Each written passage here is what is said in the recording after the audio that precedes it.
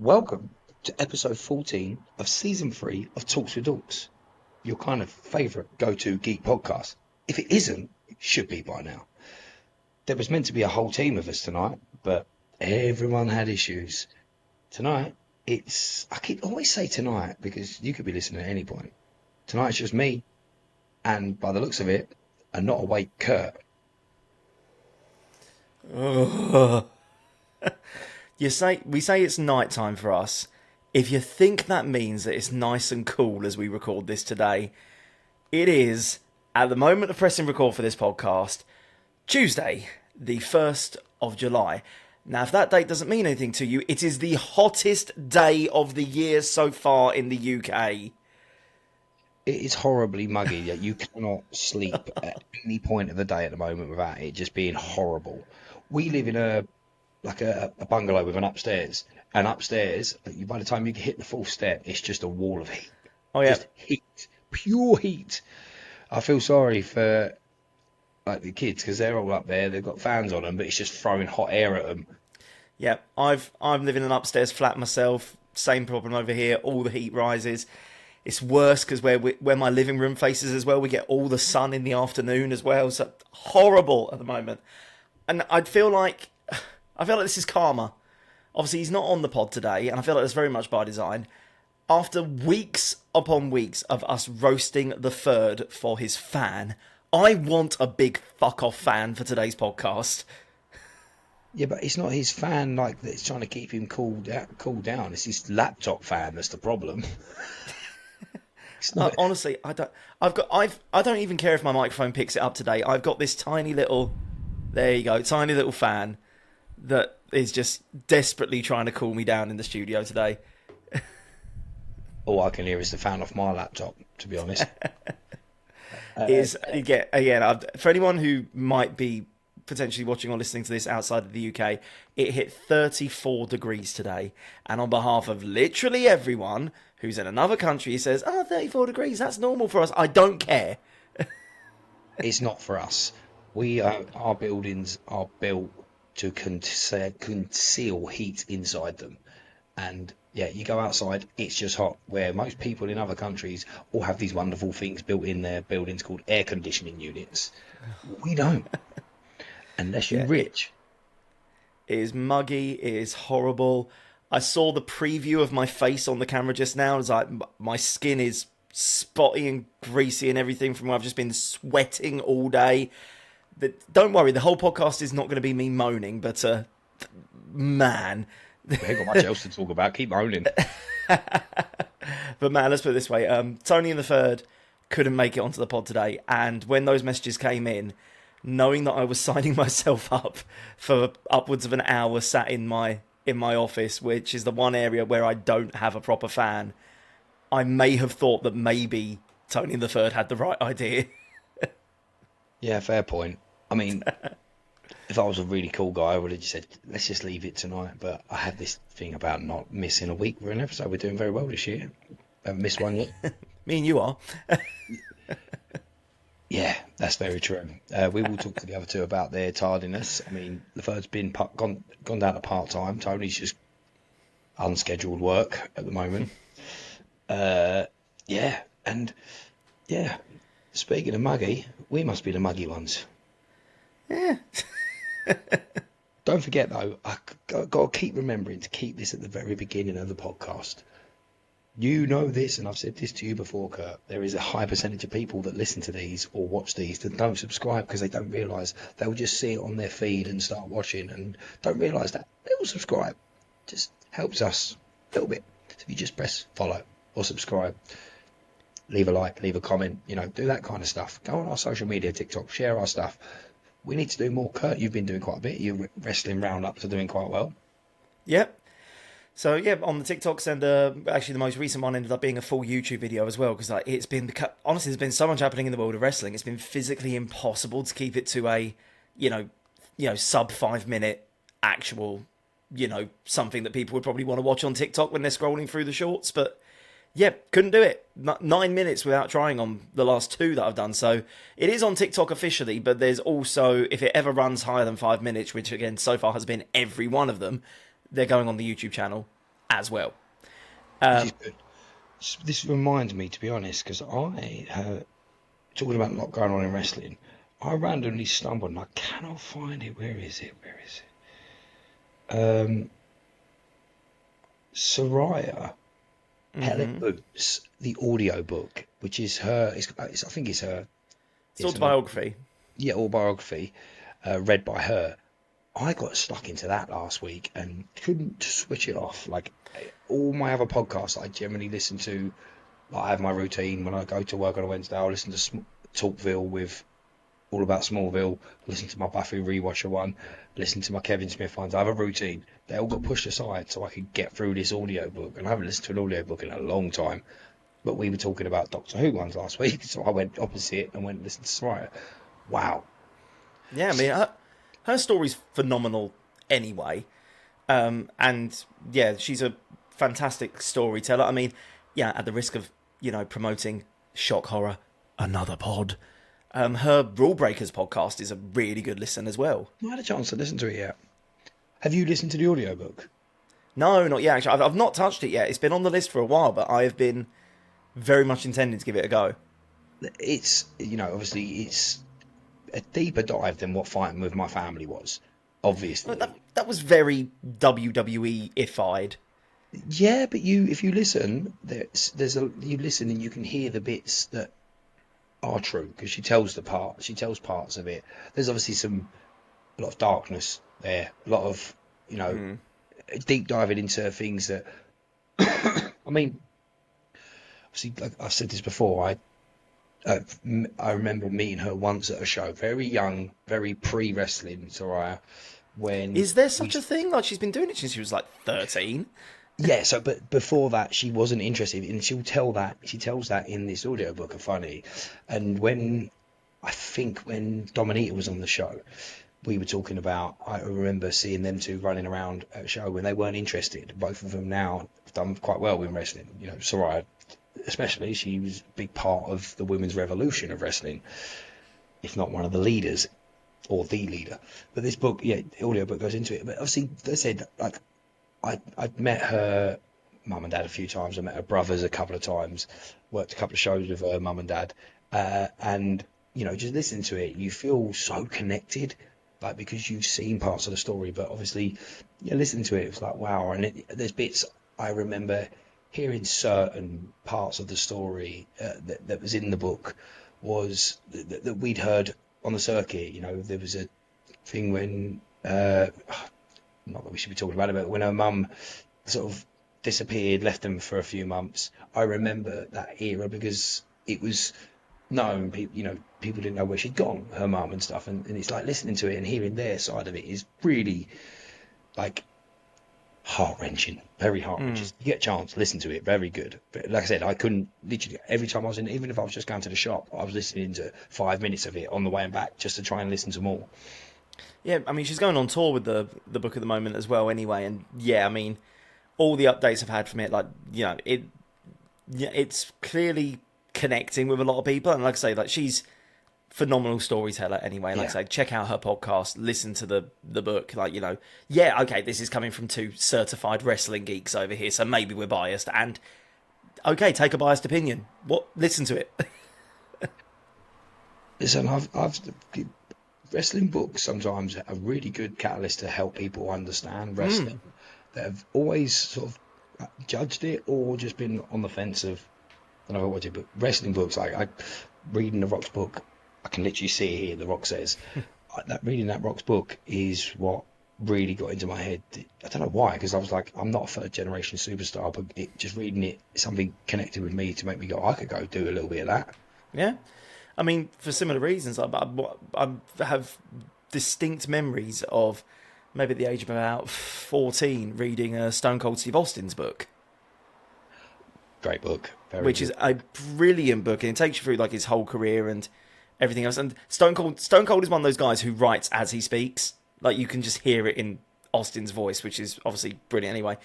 And despite all the behind-the-scenes stuff in terms of his career and stuff like that, and I had the exact same thing. I mean, obviously, I didn't, but I read like how he got into it. I was thinking, do you know what? That's actually doable. Like, I could do that. But more so than anything, Stone Cold's book is where the most interesting read for me for that is actually the story behind his at the time, final match. WrestleMania 19, yeah, because that WrestleMania was the 1903.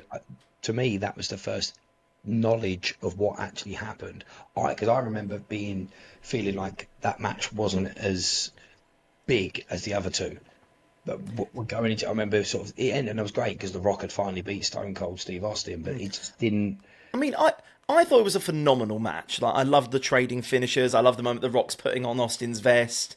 Yeah, I loved all of it. But weirdly, one thing I do know about that match, it was actually originally planned to main event. Yeah, And part of the reason why it ended up popping up like slap bang in the middle of the card was because of what happened the night before. Which, for those of you who don't know, by the way, Stone Cold literally less than 24 hours before, if not the biggest match of his life, arguably the most important, because he knows this is his last one, and he wants to go out on a high. I don't think he realised it was going to be until what happened. Oh no, he knew going into that match that he was planning on, if not retiring fully, then at least stepping away for a while. So he knew that there's every chance this is my last one, which is partly why he felt so nervous, and he worked himself up into such an anxiety state beforehand. He was, barely running on any sleep. He was anxiety-ridden. He was mulling it over and stressing himself out of it. He was on so much coffee, he even lost count, at which point his heart essentially went, I cannot work under these conditions anymore, and he got rushed to hospital under a suspected heart attack. And that's why the match got bumped to the midpoint in the card, because more so than anything, that Vince and the other people running the show have said, in the nicest possible way, Steve, I don't know if we can put you on last with the amount of pressure you're putting yourself under. Yeah, I get it. That's what I mean. Like, I do love the match, but to me, I remember thinking back then that there was missing, like, wasn't the pizzazz about it as there should have been for what it was. But now, obviously, reading his book, you understand that. And it reminds me, his book, I lent it to someone a long time ago, and I've been promised that back a lot of times. A lot of times. And that's still sitting there. I can see my rock one. I'm pretty sure my Mick Foley's there somewhere.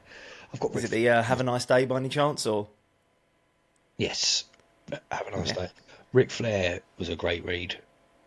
Did you ever read To Be the Man? I've never read Ric Flair's book, although one thing I do know is you kind of need to read Ric Flair's and Mick Foley's, because they just constantly trading shots at each other between them. That's the reason. I think it's Flair in his book who calls Foley a glorified stuntman. Yeah. So that's one of the reasons, because I remember getting Mick Foley's one. I found it at a boot sale cheap, but I was like, I need to see that because I want to see what his side of things are. I'll pick mine up at a boot sale. I've got a little dog-eared coffee from a boot sale. Yeah, no, to be fair, it was in good condition at the time. Another good book that I've got somewhere, and it's signed by him, and I'm just name dropping now. David Hasselhoff. I'm at the Hoff. Oh. Do you remember that? You might be a bit too young. Do you remember his song "Jump in My Car"? I know "Jump in My Car." That was on, I think, possibly the first Now album I ever bought. Jump in My Car. I was working at 05, I think that was. Which one? Jump in My Car. I think it was on like a Now album for like 2004, 2005 or something like that. I thought you said like 45 or something. No, no, 05. Yeah, about 05. Yeah, it would have been about 05, because I was working in the phone shop in Romford, and that was our song, like, of the shop. We had, like, in our shop, we had, like, staplers, and we'd Tipp-Ex on it. This belongs to the Hoff. Like, we had this weird obsession with the Hoff. And one day they sent me to Oxford Street to go work, and I was up there, and it was working in the middle of Oxford Street during the summer, hot as hell, been quite busy. And I was talking to one of the guys there about David Hasselhoff. Like, I was like, oh, let me put this song on the radio, on the music, and I love this song. It's great. Corny as hell, but love it. Put it on, and he went, he's down at HMV today. I was like, no, he ain't. He was like, no, he is. He's down at HMV doing a sign. I'm sure of it. I'm sure it's today. When I walked up, I saw something. So I quickly had a look online. He was there. And the manageress was like, go on. She looked at it. It was like 2:00, the signing or whatever. She was like, go down there. Go take your lunch. If it takes a bit longer than an hour, don't worry. You've come all the way down from Romford to help us in this blistering heat. Go down there. I was like, sweet. So I went down there, and I was like, I don't know what to do, because I didn't have a lot of money, but I wanted something to get signed. I was like, do I buy the CD? I bought the book. So I bought his book, and somewhere there is a picture of me on MySpace somewhere with the Hoff. And And I a said book to you him, haven't read yet. yeah, I've read it. No, as in, at the moment you got it signed, you hadn't read the book Oh yeah, yet. no. But that was, I bought it there and then to get up. I was like, I've got to get something. I was going to get him to sign my boobs, to be honest, but I thought it might get a bit weird. But one of the things that always stood out, because I was so anxious to meet the Hoff. Is like, you know what I mean? Like, he's up there and he's David Hasselhoff. Like, this is Knight Rider. This is Mitch Buchanan from Baywatch. Like, I was a '90s kid. Yeah, he was pretty cool. He's the strange boss guy in Click now as well. But Honestly, you're the first guy I've spoken to in a while who gives Click a bit of love. Uh, oh, it's one of the most stressful films. That 60% of that film's great, and then it gets towards the end, and it's just like, no. Honestly, like I know a lot of people like lambast Adam Sandler films in general, and some of it's deserved, but I blooming love Click. Like, again, for exactly that. Like, it starts off funny, and all that, and then, like, by the end of it, like, they're literally tearing your heart out and just stamping all over it. It was a great concept. I just didn't like the payoff because it was too sad. I was enjoying a Yeah. good, funny film, and it got way too sad. Like, you didn't prep me for this. Wasn't Like, prepared for I this. went back and watched it recently when I was on the flight home from Australia recently, which, among other things, completed Lord of the Rings, but with time to spare. It's a long ass plane ride, but yeah, I watched Click for the first time ever, and obviously knowing how it ends now and knowing the emotional bits, I was able to watch it back and go, yeah, actually, I think I actually enjoyed it more on a second watch because I knew it wasn't so jarring. I knew that the tone shift was coming. Yeah, I suppose I haven't watched it in a long time. I've watched it in something Adam Sandler literally today. I'm mid watching Anger Management. Funny enough, it was all because JE had a massive conversation on his live the other day talking about Adam Sandler movies, and the people were listing. I was like, I ain't seen that in a while. Mr. Deeds, I ain't seen that in a while. Because I keep watching, because Netflix has always got grown ups. I love grown ups, but I've overwatched it now. And I was like, what have I not watched in ages? And Anger Management come up. I was like, oh, I do love Jack Nicholson in that film. That is a great film. That is one that's got a good payoff on it. Waterboy is my favourite Adam Sandler film, very closely followed by Wedding Singer. We done a top five Adam Sandler films last year, funny enough. But let me just finish my Hoff story, because this is the Go on, moment yeah. that you will never be able to say you've got, because I have. I was maybe 19 at the time, 2005. I would have been 19, and I went there and I bought my book. I went up to the Hoff, and I was really anxious, and I was like, "Oh my God, you're the Hoff." He's like, "I know." And I was like, I'm trying to explain about the shop. I'm like, my work, we have staplers with your name on it. We listen to Jump in My Car all the time. I was like, this is such an honor. And he was like, that's cool. You're cool. And that was my interaction with him. And I walked off like, hot. Just said I'm cool. I was straight up the phone to my manager from Romford. Guess what? And he's like, you're lying. And I'm like, this is 2005, by the way. It cost me at least £1.50 to send him that picture on my phone. But And it when was you were done, worth it it. probably took up the whole memory. Yeah, like he had to delete his entire message history just to receive it. Nokia 7210. I think that was the phone as well. Oh, Nokia 7210. But yeah, I met the Hoff. That was quite a cool day. I mean, I was having this chat with some of my mates recently about, like, just one of those random nostalgic chats about back in my day, and funny enough, we were talking around about '05, which, at the risk of making you feel very old and reminding you of the 9-year age difference between us, I was 10 years old in 2005. And there it is for our Spotify listeners. Ryan just flipped me off, very deservingly so. So we were talking about, like, how much technology had changed over that time, and obviously it's weird to think, like, broadly speaking, like, since the first iPhone came out in like '07, '08, like, phones have not changed that much since. Like, they've got more bells and whistles, better memory, better camera, AI integration, all that. But in terms of, like, the look and the main functionality of the phone, it's pretty much the same as what the first iPhone was, broadly. we can dive into this. This is a great topic. Go on, because I know a little thing because I worked in phone shops for about 15 years. Yeah, Carry but on. like that's what I mean. Like from like '07 onwards, like it's on the face of it broadly the same as the iPhone was. However, you look at the 5 years immediately before the iPhone, the amount that phones changed. I mean, for starters, can you remember the debate? Oh, are you an iPhone man or a BlackBerry man? As if that was even a debate nowadays. But I had both. I was flash git. obsessed with my BlackBerry. I loved my BlackBerry. And I do generally miss a keypad. I do. I always loved. My, Cause my my fat fingers couldn't get on with the BlackBerry keypad. oh, so I've got quite skinny fingers. But Look at these paws. But like Blackberries, I don't know. I absolutely love the idea of it because it was like having MSN Messenger on the go basically, and I was an MSN Messenger king. I mean, I used to ping everybody, ping ping ping ping. Yeah. But yeah, no. Again, I worked in phones, so when I worked, my first ever job in a phone shop was for free. And even now it's funny because free have been around since the 3rd of March 2003 because they started on 3303. Yeah, that even now you still get them people go, yeah, but free's got shit signal in it. It's like no, free's actually got one of the best signals now, like because yeah, that was a thing for it because free was brand new. They were the first ones to have 3G. I started working for them because I went in to complain about my contract, and I got offered an interview. I thought you were about to say I first got started working because I went in to complain about my shit signal. Yeah, no, I went in to because I was fuming. I had one of them free flip phones, and I opened it one day, and the fucking top half flew off. I went in there, and I went ballistic on the phone because Which they half?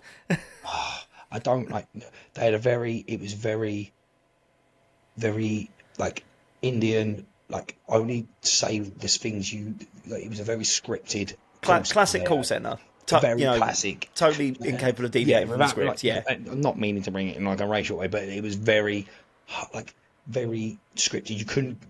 Their actual answer. I'm literally saying to them, I have two halves of a phone, and their answer was, okay, turn it off and turn it back on. I was like, which part am I turning off or on? The bit that's on the table or the bit that's in the kitchen? Because there's two parts of this phone. And I went in there and I was fuming, and there was a guy called Nick. I'll never forget him. I loved it. This geezer he was just a don. Like, he was just a geezer. Like, he just walked in a room and, like, he was just a geezer, this guy. Walked in and I started going mad. I was like, geezer, like, what? Whoa. Should have just come in here. He goes, that's cool, said it's useless. He's like, yeah. I was like, oh, all right. And he went, yeah, sort of, within 10 minutes, I had a new phone. It's like, it's all good. We've had a couple of problems with these. Any more? Let me know. He went, I like your attitude. We're doing interviews next week. You want one? I was like, yeah. And but anyway, went to work in phones. So going to work in phones, I was there for like it was like phones, and I went for all the Razor phones, that the was the hot Nokia phone when I was 10.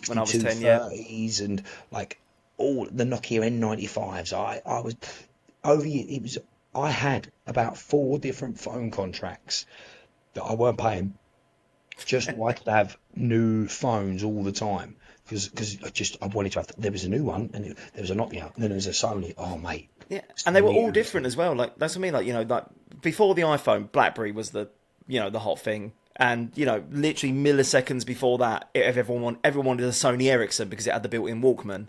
It was That was like the there was two versions. There was the Walkman version of it, and then there was the camera version of it. yeah, You some and they pretty much both of them were decent, and you could get music on the other one, but it had the Walkman logo, and didn't of it? course people being like so swish about, like, oh, I've got a zero point 0.5 megapixel camera.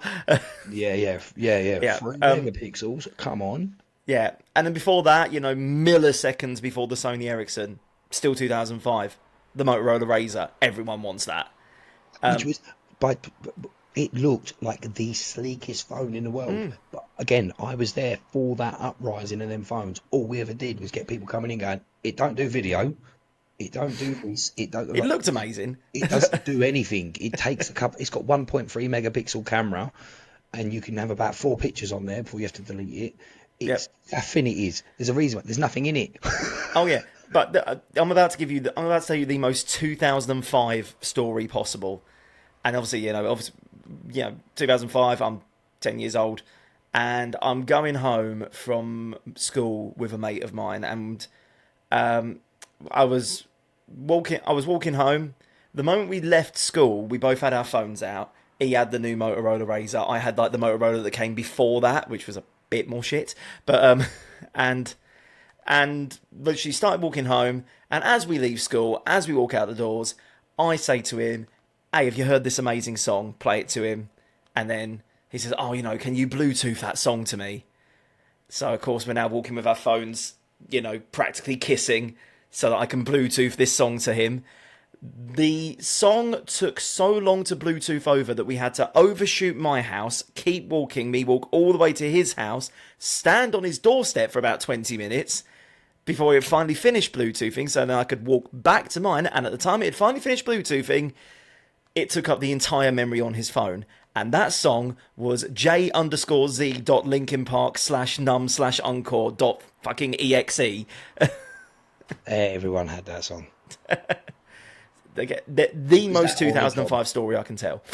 Akon Smack, that was the one that was was around the Walkman. The phones, like I say again, my first ever phone. I'm sure we had this conversation. Was a BT Cellnet thing.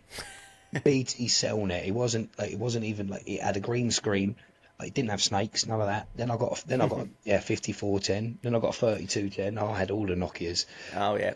You say snake, by the way. John's going to make you feel really old.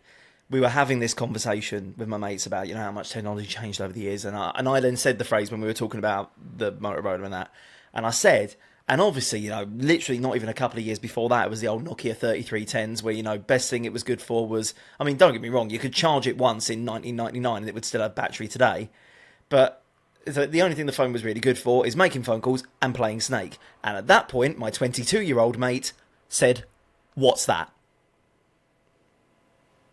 What's Snake?" I was like, "No, mate, don't tell me that 8 years is all it takes." I can't even take this anymore. I cannot argue the fact that I am old now. Do you know what? We said we were going to mention that I've taken down the talks, the Never Say Die poster and put my Superman one up because it is Superman month and I want my Superman poster up there. But do you know what made me feel really old this week? Superman made me realise a massive, massive fact. So I was watching David Corenswet talk about when he was growing up, what he was into about Superman. And he said we wasn't allowed to watch TV late at night when I was growing up. So I used to run home from school and binge episodes of Smallville. When he said that, I went, "School? You went home from school to watch Smallville?" I was a full grown adult watching Smallville. I was 19 watching Smallville. I was like, oh no, I'm at the age where Superman's now younger than me. I've always been at the age where I could be Superman. I'm going to grow up to be Superman. No, I am now.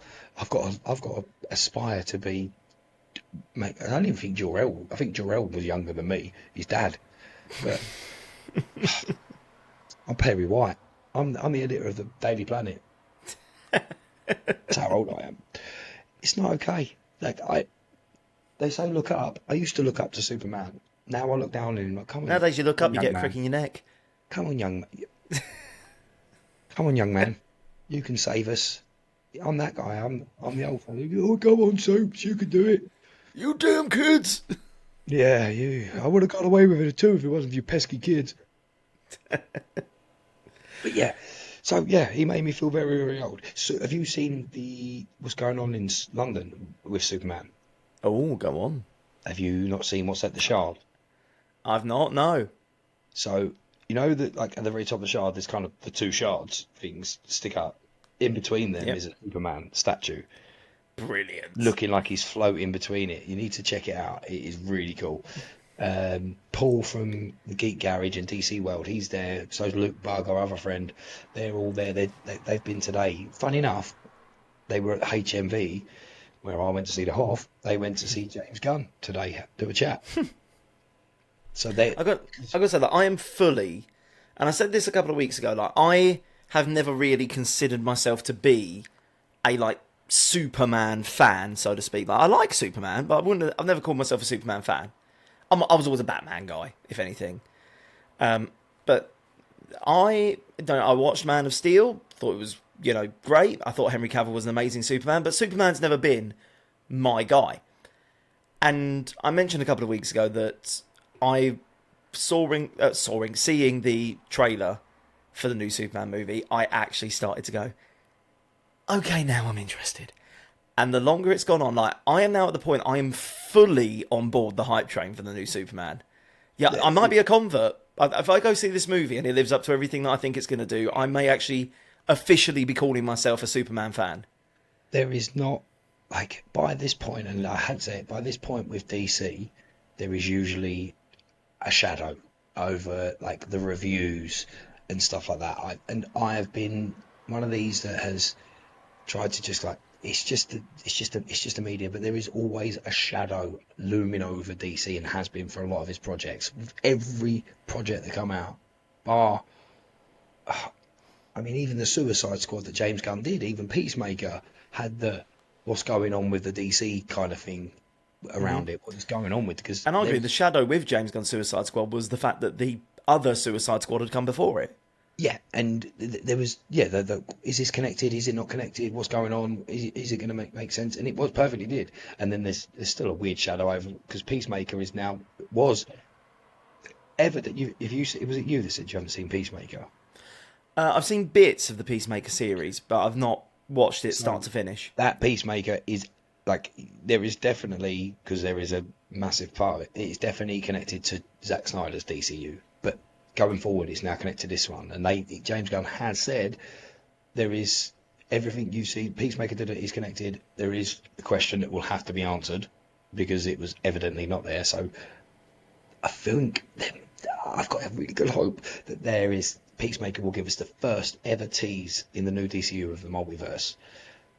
Leave it there. Let's crack on with what's going on in this universe at the moment, but just give us a little tease that someday down the line we might Yeah. see another future. And I keep saying this, but with there's this looming shadow that there's always been over DC. Every project you look at, name one, the original Suicide Squad. Jesus Christ, there's still a shadow over that because of the whole Omega cut because it wasn't the movie it was, and it's still such a good because they literally marketed that entire movie around Joker and Harley, and they didn't show you much Joker and Oh, Harley.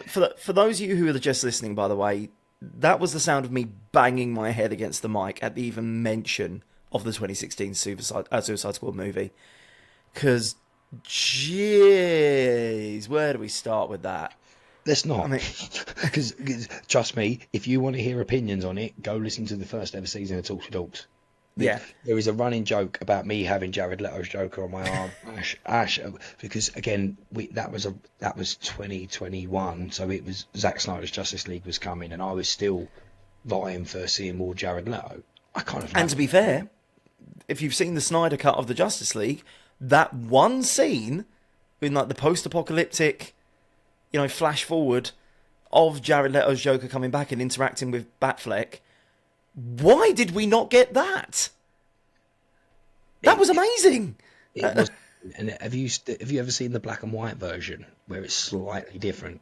So yeah, exactly. It's one of them like every project that DC had, there's been a shadow, and it's always been. And I'm a DC advocate. I will never like outright hate anything they've ever done.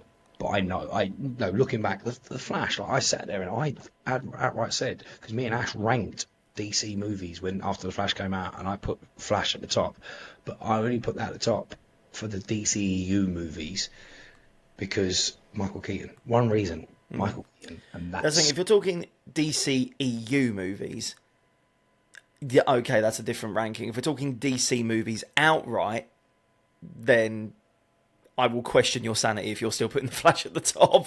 no. That'll be Superman. Superman 2 probably. To be fair, Superman 2 probably, then Batman 89, and that's conflicted because I love them. That I grew up in that era. They were my Batman and Superman. So yeah, they're conflicted. But DCU, the Flash was at the top. Realistically, it probably is. Like most people, it probably is Man of Steel. It could be, but I had because faults of with Michael Man of Keaton. Steel, admittedly. I had faults with Man of Steel, which is, admittedly, it came out at that time where DC was trying to establish themselves not as we Marvel. are just Marvel, but more as we are the grittier, more grounded version of Marvel. You know, they very quickly did a U-turn from that with trying to start with the Avengers and do Justice League right out the bat. Well, But they, it went. I mean, Batman v Superman was before that, and even that wasn't the original plan. It yeah, wasn't to go straight into Batman v Superman. yeah. But the thing is, I think my problem with Man of Steel more than anything is it came out when DC was riding the coattails of the Dark Knight trilogy, and obviously that being like this gritty, grounded version of doing superhero movies, you know, and obviously gritty, grounded version of doing Batman, who's already a gritty, grounded character. They somehow got it in their head that all of their movies had to be gritty and grounded, which meant that they tried to make Superman gritty and grounded. Two things that the big blue Boy Scout, who can do serious stories, but two things Superman is not, is gritty and grounded. And although I think Henry Cavill was an amazing Superman, and by the way, for the record, anyone who thinks I'm going here, I don't have an issue with the fact that Superman kills Zod. Everyone's like, Superman doesn't kill. I'm like, he does. He doesn't have the same rule as Batman. He doesn't make a habit of it, but he's not anti-killing. No, see, to me, my first thought, and as someone that, look, every interpretation is different. There is a reason. To me, there is a reason he actually does have a rule of no kill, but there is a reason he has that rule. That was his first time as Superman. That was him getting that rule, and getting that rule, and also again, they're trying to go. He's going against a being that cannot be stopped without death. Like Yeah, they literally frame it comic as book thing you where it can't. takes him into space. Yeah, they literally with the Zod kill in Man of Steel, they literally frame it as, you know, either you cross that line or he's going to kill someone. Like they literally show him slowly lasering towards a family with no way of Superman stopping him other than doing what needs to be done. I think the thing with Superman is he broadly has a no-kill rule, but ultimately, if push comes to shove, he's not. He will do what needs to be done occasionally. Like again, he'll take someone all the way into space. He will do that if he has to, but he doesn't want to, and he'll do everything in his power to not do that. I think that's what distinguishes Batman and Superman more than anything. Like Batman has a no-kill rule to the extent that it shot him in the foot, not killing people, because Batman's like, I literally can't do that because of. Is that because of A, what happened to my parents, and B, the fear of what it might turn me into?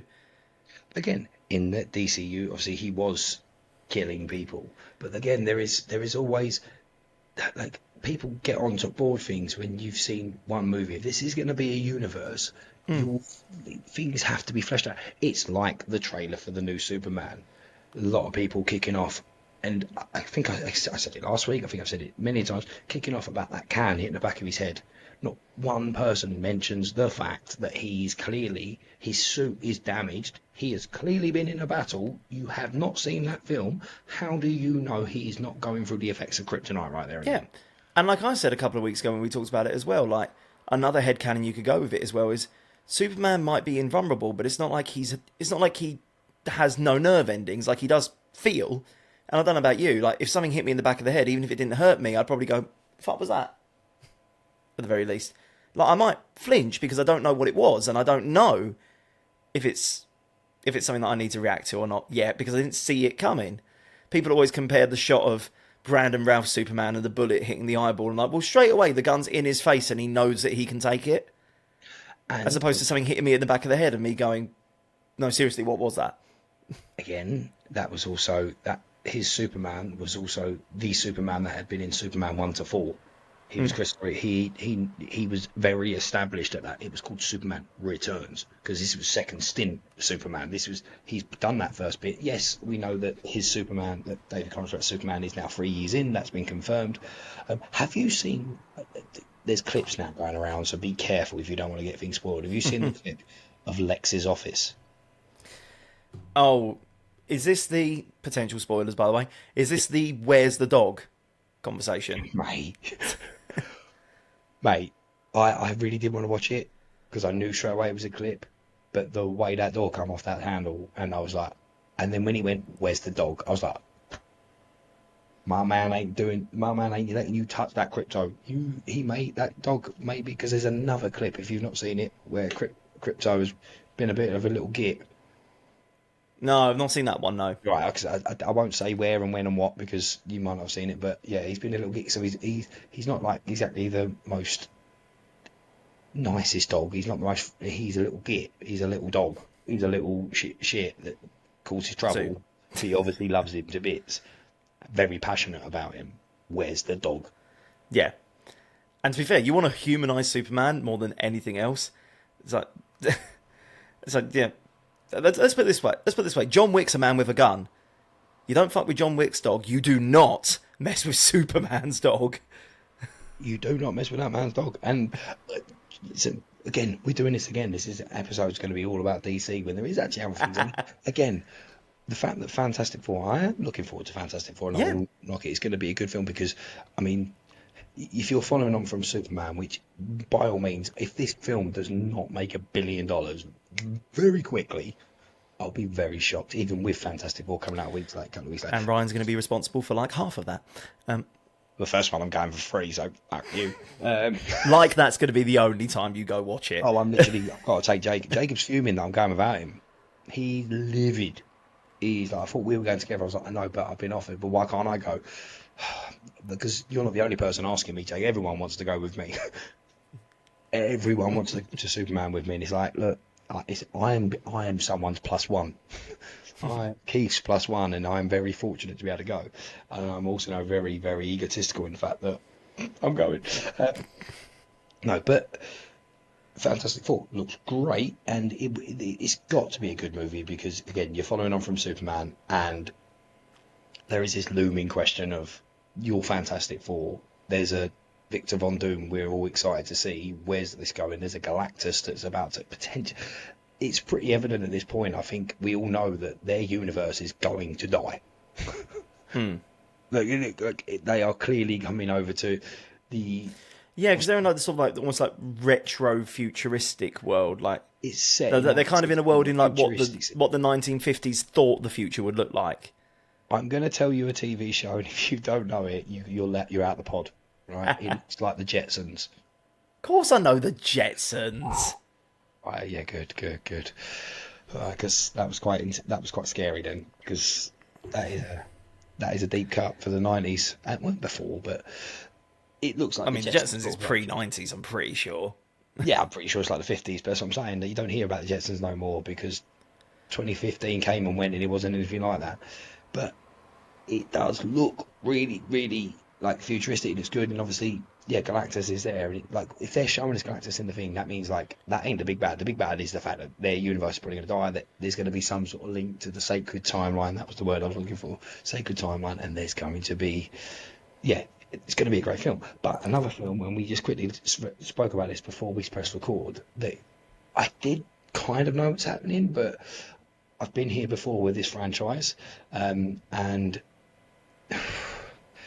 I've said this, I think this episode is going to be called I'm a 90s Kid. I feel like that might be the name. I was a 90s kid, and Tony should have been here for this. I lived through the very first time we got told there was going to be a Street Fighter movie. I mean, to be fair, this is going to be one of those moments where, quoting Star Wars, you are on this council, but we do not grant you the rank of master.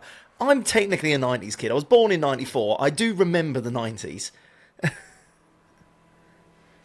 I was 5 years old in 99. I remember 1998 and 1999 at least. Yeah, but that's so you're not a 90s. I love you, mate. Right, I love you to bits, but you're not a 90s kid, right? Because I was born in 1986. I was 3 when Batman 89 came out. Don't fucking remember it. It's the 1980s. I'm not an 80s kid. I was born in the 80s, right? Born in the 80s, raised in the 90s. I'm a 90s kid. Like you were raised in the 2000s. Your main era. My main era is the 2000s, but I just about remember the 90s. So, okay, you're not a 90s kid. So That's what I mean. Like, you know, I literally on the vaguest technicality, I think I just about qualify. But let's be honest, I'm not a real 90s kid. Look, again, Tony would be me. Tony would be fighting me right now. He'd be reaching through the screen at me. There is a courtroom part of this. Is like, and that's not to knock you because the 2000s weren't a bad era, but Us I 90s don't know. kids You are saw the fashion. passionate, right? We're passionate about this. We know, like, if you were born after 1993, you're not a 90s kid. True. I'll 1993 is give you that. You deliberately chose 93 because you knew I'm 94. was you 94? I thought you were 95. I thought you said you were 95. No, No, 94, mate. 93 because even that might be a stretch. 92, maybe the cap. I need Tony to confirm this. What would you cap? Because I was thinking 7 years old when 2000 hit.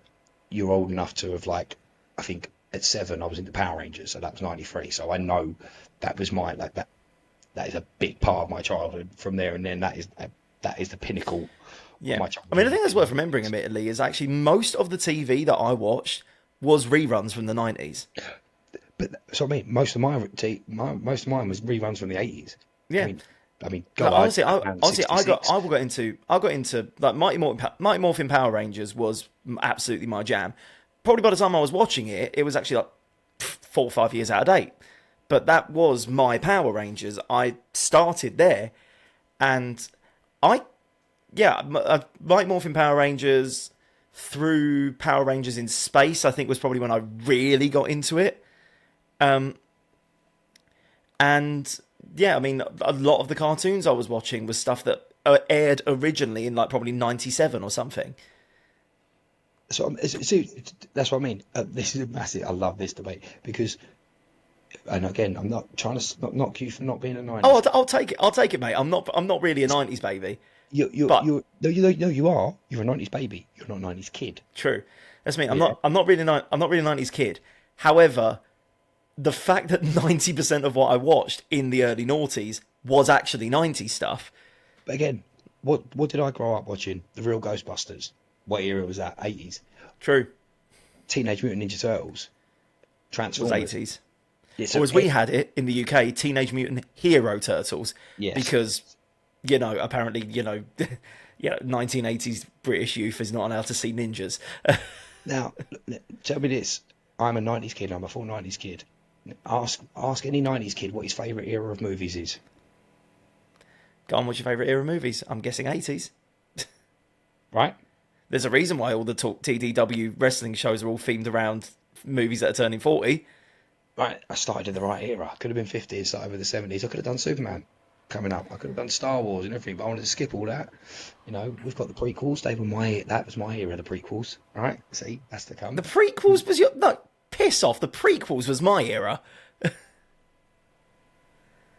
Bruv, tell me a fucking Star Wars film that came out before, for me, 1986 came out before while I was born until the Phantom Menace. The only thing that Yeah, no, the prequels were the first, but but I'm claiming the prequels too, mate. Like, oh yeah, I grew up with the that's prequels. absolutely. So again, see what I'm saying? Because around 7 years old, you would have been in 1999, yeah. Give or take, yeah. When 6, I you think I was in start getting 99, but obsessed with things, when you start, see what I'm saying? yeah. 99, And the final prequel movie was what, 05? yeah. So I'm 11 years old, I think, when that film comes You out. can have the prequels. Let's just chill. I got very defensive then. You've got to see. That's why I'm defensive about the 90s, because that's your era. But it's also, that's what I'm saying, they are mine. I mean, they remastered the original trilogy, and that kind of, again, is it? No, Do you yeah, remember Tazos? Tazos. Yeah. You got me. So there was Pogs. Do you remember Pogs? I do remember Pogs. So there was also these things that they could call Tazos, and they used to do them in Walker's packs. They were kind of like Pogs, but they had little grooves in them. You used to get a red folder, and it was like Looney Tunes one. You can get 1 to 50 of them. Oh, we had Tazos. Yeah, and you would probably pass them down. Oh yeah, second hand from a charity But there shop. was also took bin, Star but- Wars ones. They done Star Wars ones as well, which obviously for all the nerds. And I was given, annoyingly, by my cousin. I know I had an X-wing. I know I had a AT&T Walker. I know I had a C-3PO. Didn't have a Millennium Falcon, but and the little orange car thing. I had one of them. I was given his old Star Wars stuff, and I sold him at boot sale because I was not into Star Wars. And now there's a shop in Sussex called Retro by Ronnie. You go down there and see how much them things I used to have are worth. Would you call yourself a Star Wars man now? Like, Yeah, you yeah, know, yeah, yeah. is there regret? Yeah, oh, massive regret. Again, mate, I regret selling my Power Ranger stuff. I did that, but that's why I now have I that mean, collection. you've made up for it now. That's what I'm saying, because I had to, because that was my thing. I had to re-get my Power Ranger stuff because, like, when I realised and I got to the age of, like, why have I stopped? Like, I always miss my Power Ranger stuff. I'm 39 years old and if I go to Tesco's, first place I go is a toy aisle. Oh yeah, I mean, let's be honest. What is having adult money if it is not to buy all the cool shit that you were not allowed to buy when you were a kid? But going through the Right. 90s, there was a very much a like being a geek in the UK was not cool, like at all. Like it wasn't. You again. I've said it so many times. I got told you should be into football by friends and that you should be more into football. And I tried and I tried and tried and tried, but secretly I was still watching Red Dwarf. I was watching Star Trek very secretly. I was a Trekkie before I was a. I think it's a shame that we didn't get it when we were kids too much. But I do think we are probably living in, dare I say, one of the best eras in terms of it's cool to be a nerd. Yeah, oh yeah. And again, I'm glad I'm this age to do it because I see this. It's again another one of them reminders of that I am at the age I am because like I suppose being a dad now, I see dads like I remember what dads looked like when I grew up that were my age.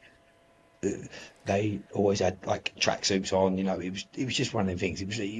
Now I go there and I see dads with Batman tattoos, Star Wars Yeah, tattoos.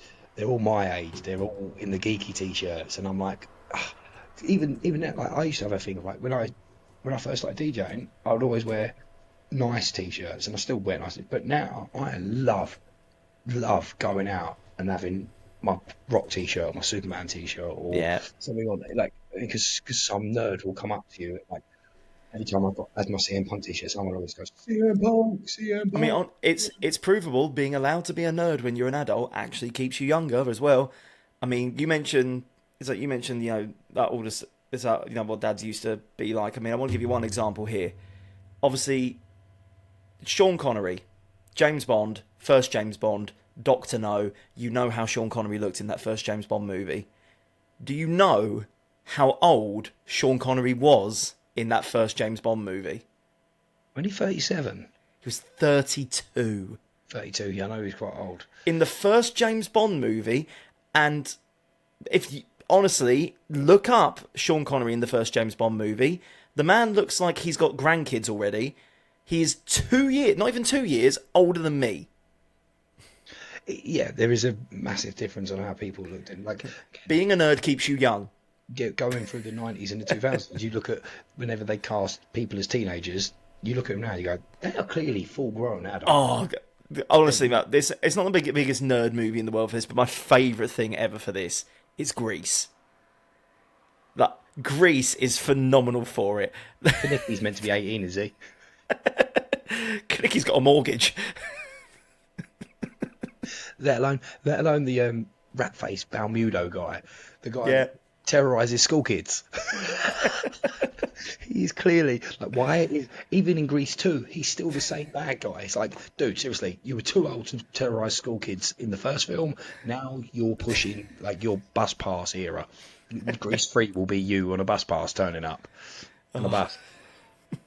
It's scary. And weirdly, have you seen that video this week of John Travolta? It Oh, was a Grease sing along, and John Travolta turned up. Bless him. He had, I'm sure the geezer's bald now, but he had a he is. blonde wig, weirdly, a blonde looking wig, and his leather jacket on.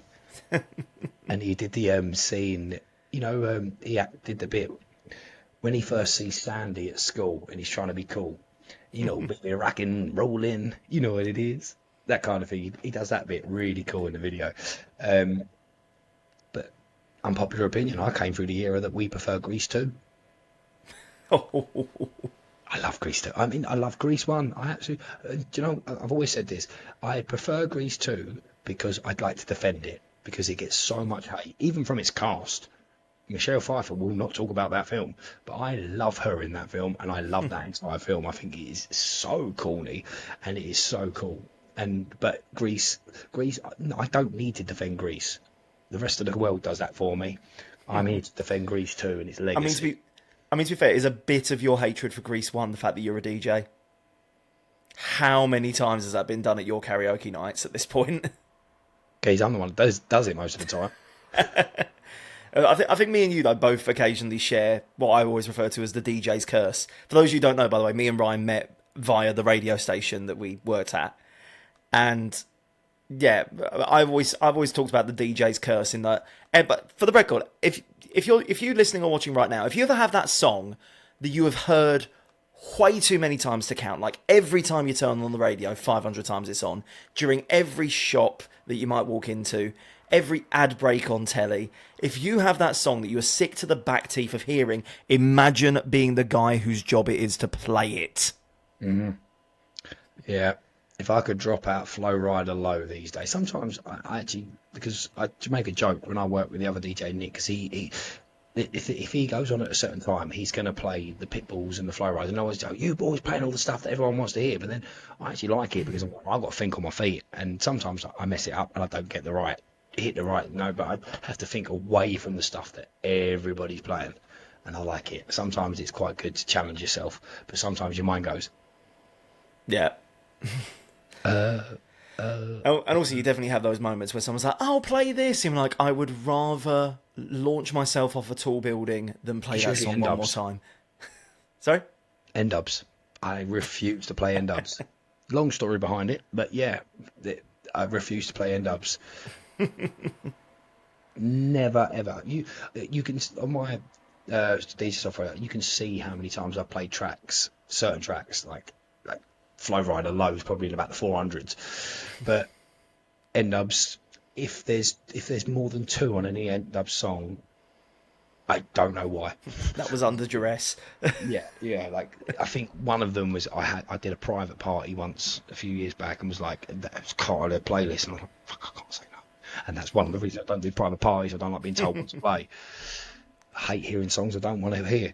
But yeah, do you know what, mate? For an episode we had no plan, we were in an hour. And because we could go into, we didn't even talk about the Street Fighter movie. Yeah, do you know what? We teed that one up. I think we should talk about that very briefly before we wrap Talk up. about that. Then we do the TDW news. I keep messing it up now. I got it right the first week. Do the TDW news, then we'll wrap things up. Street Fighter, as I said, because this is where the whole 90s thing stemmed off. This is where we went off into the last 25 minutes about 90s. Street Fighter, I went through that. I mean, I really, really wanted that film to be good, but there's so many problems with it. But the cast... Among the many problems with it, one thing that's not a problem at all, and I always will defend this until the day I stop drawing breath, is Raul Julia's M. Bison. Oh, mate. The only reason I'd ever watch that film again.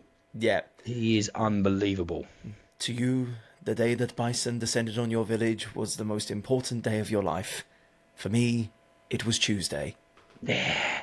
No notes. Just Raul Julia. And of course, the fact that he knew that was his last performance as well. Like, he knew he was not going to make another film after that. And he took the cheesy cash grab movie, because he wanted his last movie to be a film that his kids could watch him in, and then proceeded to chew every last bit of scenery. And I will always salute that man for it. Yeah. Oh, mate. And he's the only person in that film that has the powers he has in the game. So, double standards for a kid that will come through the 90s loving Street Fighter. So, the cast has been coming together, and I can't remember what it was. Let me just roll up to that got me on this. So, have you seen who's been cast as Bison in this movie? Oh, I've not seen Bison. I know who is playing Akuma, and I know who's playing Guile, apparently. Wait. Ooh, or do we talk about that first? Because Bison's quite a big one. Let's come back to that one. Yes, WWE has lent a couple of its wrestlers. Potentially, we know it's definitely confirmed that Roman Reigns... One's confirmed and one's rumoured, but I'm pretty sure it's been rumoured by reliable sources. On 2 hours ago and 22 minutes ago, he is in talks to play Guile. Not a bad coach. If he can act, I mean, the guy can do some acting. He can act. Let's be honest. When the All-American Guile is being played by notable Belgian Jean-Claude Van Damme in the previous film, I don't think you can do worse casting. At least they've got an all-American guy being rumoured for it. Yeah. And mate, to be fair, like I said, he could nail that. He's got the look. He's pretty much I mean, got you don't get much more red, white, and blue.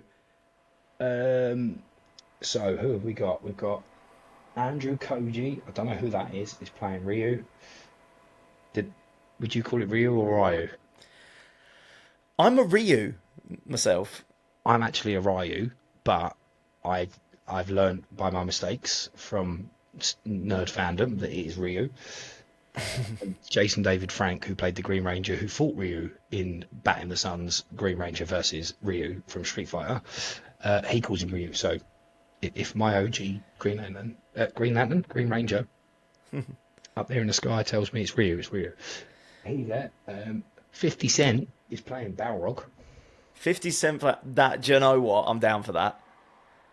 This is one of my favourite castings. Jason Momoa is Blanka. Jason Momoa as Blank. That would be good. So, although to be fair, they've got man who might as well be Jason Momoa's brother playing another character. Roman Reigns. Roman Reigns as Akuma. Yeah.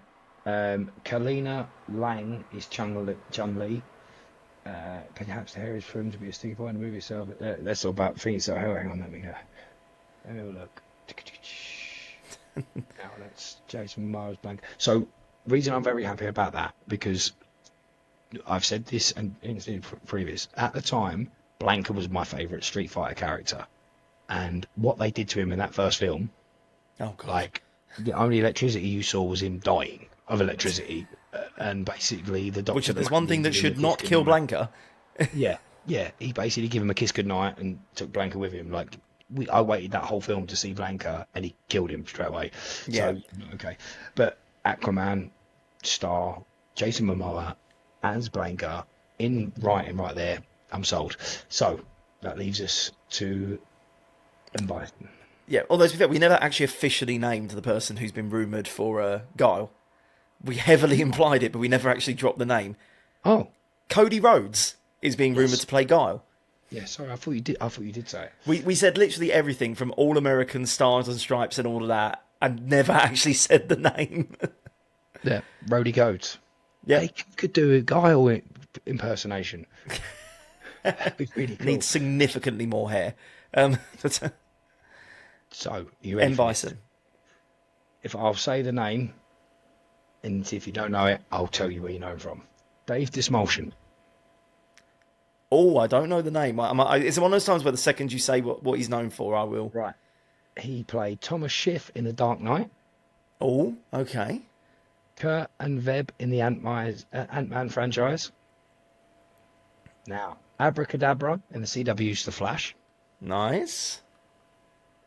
In the Suicide Squad, James Gunn's Suicide Squad. Now, this is the one you'll definitely know. He was the Polka Dot Man.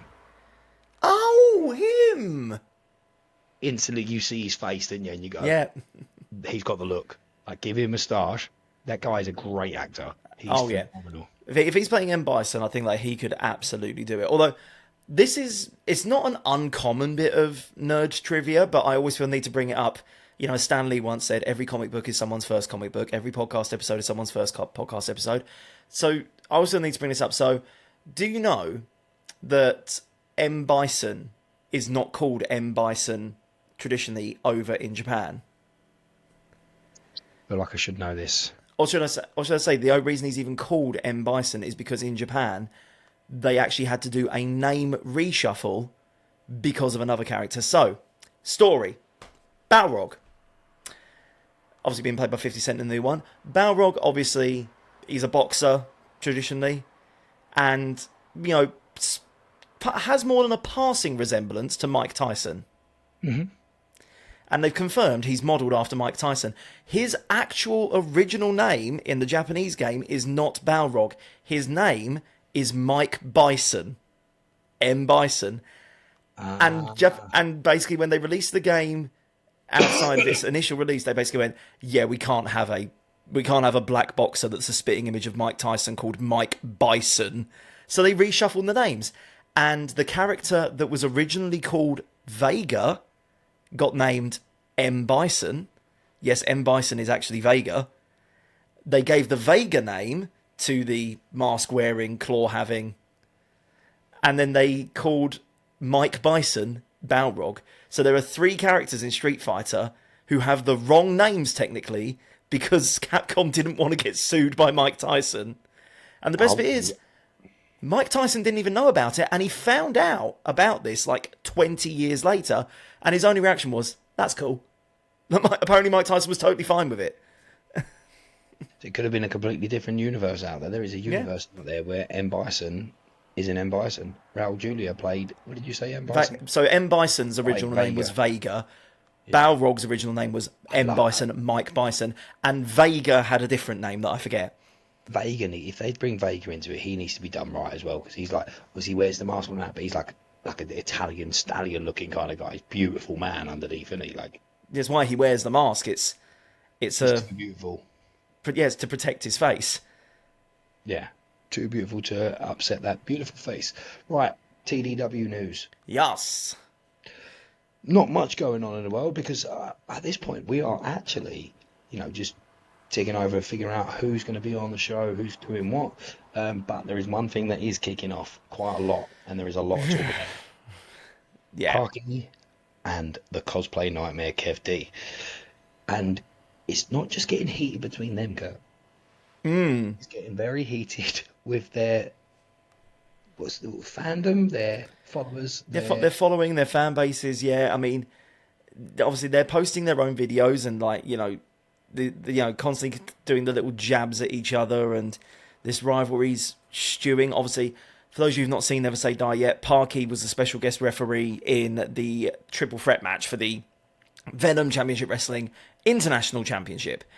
And Parky was the very reluctant special guest referee, who there is an argument to be made that Parky's in the right. Parky was calling the match down the middle, got laid out by the enforcer, at which point Kev came down, saved Johnny Royal from a 2-on-1 beatdown from the enforcer and Preston Sage, and then, because Parky was laid out, Kev counted the pin. Parky arguably is within the right to be pissed off. However, got in Kev's face about it. Kev drops in with a crossroads, and basically Parky's got sour grapes about it, and arguably totally within his rights to be annoyed, going about it the total wrong way. We definitely need to speak to Jay and Stally, because I think these two love watching drama unfold and then letting it get involved, and we saw how that nearly boiled over at Never Say Die. So I'm going to reach out to them and just say to them, guys, we need a chat, because I keep saying this, and we really need to have a chat with them about what we're going to do with this, because there is obviously like this needs to be sorted in the ring regardless. They need to let it out. They need to kick each other's asses. Parky wanted a role that was more than a referee. Kev's clearly happy to get back into the ring. Both men have a fair point. They're throwing the barbs at each other, and their fandoms are getting involved. I think you're right. I think this ends in the ring. We also you need the general managers to make a decision as well, especially because, despite the fact as the board we're above this, we have our little instigator in the form of Laferde constantly needling both sides. This is what I was going to say. There's also other people involved in this. Laferde is loving winding up, and I keep trying to say to him, it's all fun and games, and because Parky seems a little volatile to me. He keeps saying that it's same sentence, and it's becoming his catchphrase. It's nothing personal. It's just pure violence. There is a side to Parky that nearly erupted at Never Say Die and could erupt on the next show. So Laferde needs to be careful, but listen, he's his own man. I will protect and do what I can to protect our team from being involved, but I'm not going to be stepping into. I'm retired. I'm not going to be fighting. I'm not going to be the fighting guy on this team. The GMs need to deal with this. And the one thing we also need to remember is that there is also Max's wrestling channel there was a couple of slaps from him to Parky, so I'm sure, and Parky's not happy about that. That needs to be addressed at some point. We've also got the enforcer, Ian Frost, because he nearly got put through a chair, nearly got landed on a chair if the GMs didn't get involved then. And then we've also got the fact that like you said, he laid out Parky, right? I was a bit. It was him who laid out Parky. initially, and then got actively involved in the match to double team with Preston Sage on Johnny Royal. Kev actually laid out Ian first on his way down to the ring, and then laid out Parky when Parky got annoyed at him for counting his pin and arguably stealing his moment. But dude was out. Like, the match had to end. Yeah, so I mean, we'd already gone over time with the match. Like, you know, these matches have allotted time limits. I mean, organisations like AEW are quite happy to call matches draws. We didn't want it to be a draw. Yeah, so yeah, okay. This I'm going to reach out to the boys. I need to speak to them and say to them, we need some call, even if it's a 10-minute chat, just to see their thoughts and feelings of what's going on.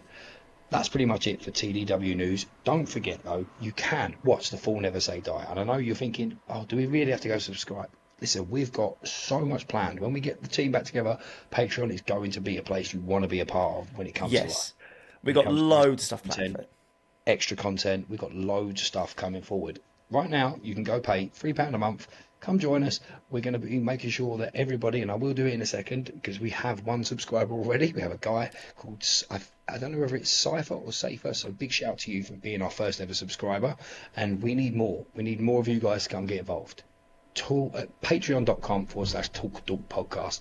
It's £3 to subscribe, or it's £4 just to watch Never Say Die. And we want to hear your thoughts and feelings. 2 versions of it are up there. One being the standard version, one with Kurt's commentary, and there's more versions coming. Also, don't forget, if you're a card grader, you know what to do by now. And I've double checked with the guys, it's still all there and it's all working. treefroggrading.com. Go get your cards graded. Go get them graded by a professional company and get 15% off by using the code TWD15. Kurt, do you want to do the social part of it? Because I'm out of breath. Sure thing. So, firstly, before I do, on the Patreon, by the way, like I said, we're going to add loads more stuff to that $3 tier, or £3 tier, should I say. It's because I'm looking at Safer's membership and they're paying in dollars. Yeah, we're going to put so much more under that £3 tier as well. And of course, you get Never Say Die as it stands. So you can even pay for that as a one-off if you fancy. You can have Never Say Die on its own for £4 if you so wish. And that's it. One-off payment. Thank you very much. For anyone who says, why are you charging for this? Why are you putting it out for free? 2 things. Number 1, fun fact. We made a loss initially on Never Say Die. Like, we were fully aware we were going to. It was a passion project. But we want to put on more of these shows, and we want to make them bigger and bigger and better and better. There is talk about us being able to have like our own championship title that we can have defended as well. All of that costs money, and if we want to keep putting these on bigger and better, we need support from you guys. So any support that you can give us, it really helps us out. It makes us feel nice and warm and fuzzy inside, and it means that the next show that we put on as well will be bigger and better than it ever had been. But of course, if you want to follow us on the socials, of course, Talk Talk Podcast. And for me personally, I am at that Kurt Wilson not TikTok. I'm almost on it nowadays. I'm going to get to me eventually. But I am on that Kurt Wilson on Instagram and X. I'm at DJ Rhiness, Facebook, Instagram, Twitter, X, whatever you want to call it, and TikTok. Make sure I'm at 20k now, by the way. Hit 20k. Oh, show off. Yeah, floating around that 19.9 for about 6 months. So I'm well happy with that. It says 20k, and I'm over the point where I shouldn't lose enough followers for it to go down again. But yes, at the DJ Rhiness, I'm Ryan. That's Kurt. This is Talks with Dorks. If you haven't already, subscribe, like, follow, do all the good stuff that you should be doing, and we'll see you later. Later.